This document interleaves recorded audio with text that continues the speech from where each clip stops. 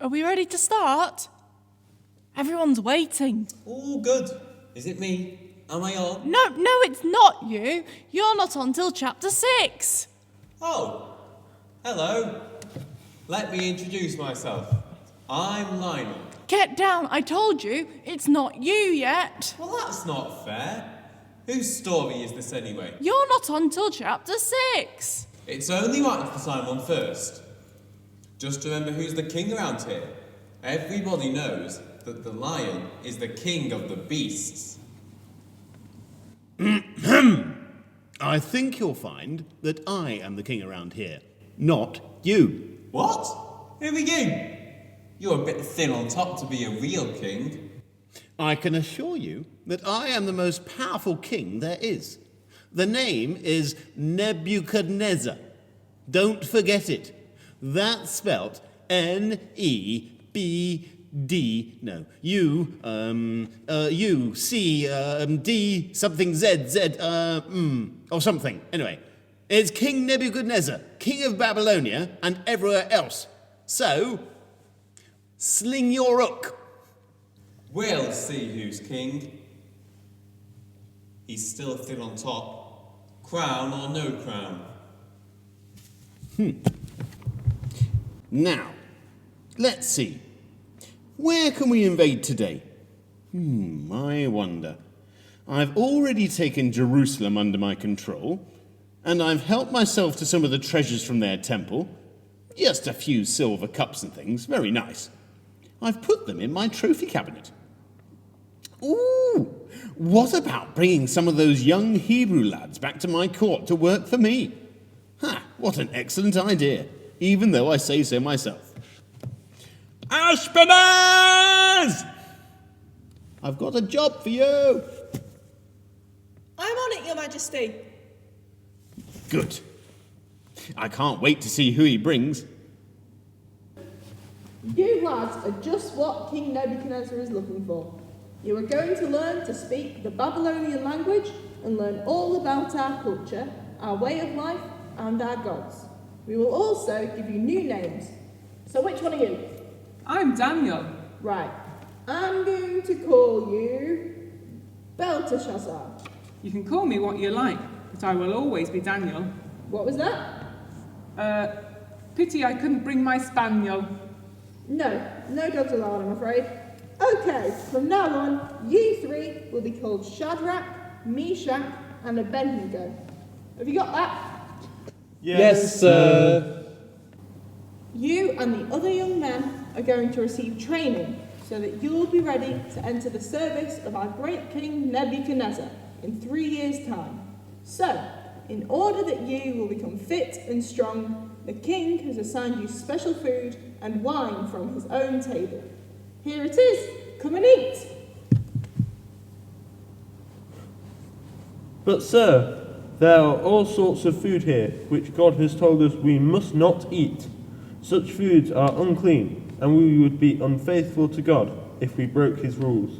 Don't be silly. Everyone's got to eat. If you don't eat, you'll starve to death.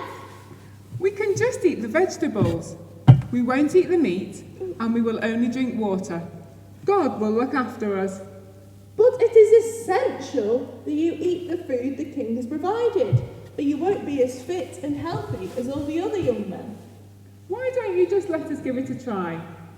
Allow us to eat nothing but vegetables, and after 10 days, you can judge for yourself if we are as fit as anyone else. Well, I'm not sure. Come on. Do we have a deal? Okay, deal. Report back to me in 10 days' time. Have you seen what this lot are eating? Peppers? Carrots? Broccoli? Yuck! I don't do vegetables. I like meat. I like a nice sirloin steak, rare or medium rare, perhaps with a little bit of mustard on the side. I'm making myself hungry. I wonder if there's anything in the fridge.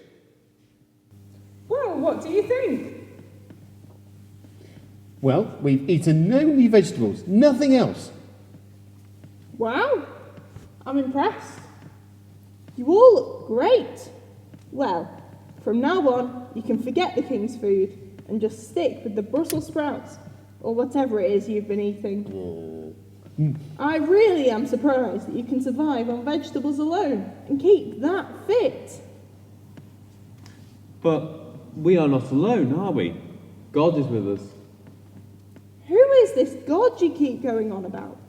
God is the one who loves us, who makes us strong, and who gives us wisdom.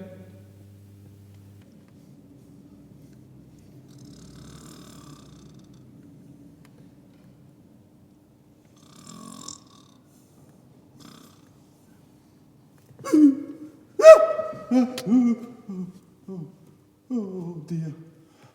Oh, it's that dream again. I keep on having that same dream. I wish I could get a good night's sleep. Oh, I'm so tired. Oh.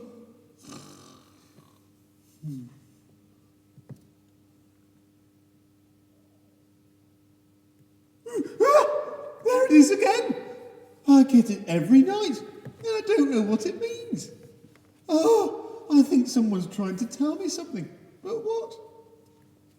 Nothing for it. Fetch me my magicians and sorcerers! They need to tell me what's going on in my dreams, in my head.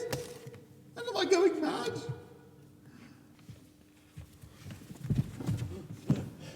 You called, Your Majesty. Yes, I need you to tell me what's going on in my dream. I get the same one every night. What does it mean? Perhaps Your Majesty would like to describe the dream to us, and we would be able to interpret it for you. No. No, I expect you to tell me what my dream is all about. I shouldn't need to tell you. You are the magicians. But, Your Majesty, we cannot explain your dream to you if you do not tell us what it is. Do you not consider yourselves to be the wisest men in all of the kingdom? Yes, Your Majesty, indeed. You will find none wiser than me. With the exception, Your Majesty, of myself, of course. I have an unequalled ability to interpret dreams. Good! So, interpret my dream, or you will be put to death. Your Majesty, there is no magician or sorcerer alive who can explain the meaning of a dream if they do not know what the dream is. You're all frauds, the lot of you.